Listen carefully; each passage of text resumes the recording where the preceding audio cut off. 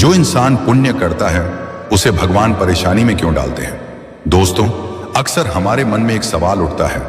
जो इंसान सच्चाई के रास्ते पर चलता है, दूसरों का भला करता है, किसी का बुरा नहीं सोचता, फिर भी उसकी जिंदगी में दुख, कष्ट और परेशानियां क्यों आती हैं?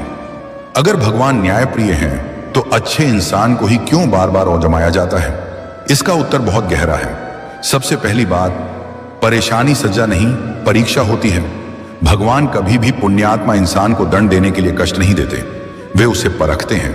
जैसे सोना आग में तपकर ही शुद्ध होता है, वैसे ही इंसान कठिनाइयों से गुजरकर ही महान बनता है।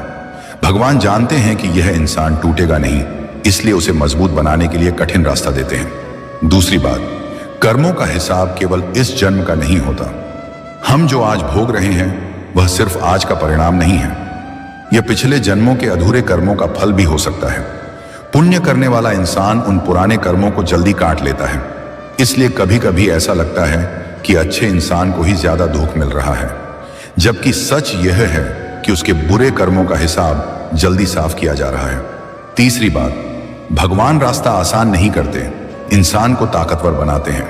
भगवान ये वादा नहीं करते कि तुम्हारी जिंदगी में कभी दुख नहीं आएगा।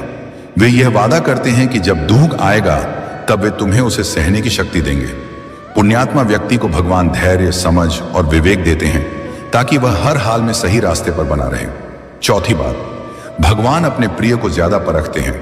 महाभारत में देखिए, श्री कृष्ण के सबसे प्रिय पांडव थे, फिर भी उन्हें वनवास मिला, अपमान सहना पड़ा, युद्ध लड़ना पड़ा।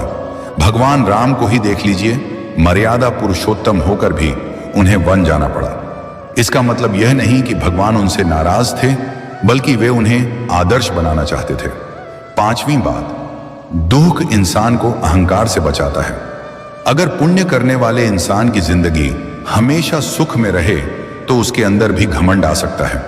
परेशानी इंसान को विनम्र बनाती है, भगवान से जोड़े रखती है और जीवन का असली अर्थ सिखाती है। अंत में याद रखिए, भगवान देर करते हैं, अंधेर नहीं। पुण्य कभी व्यर्थ नहीं जाता।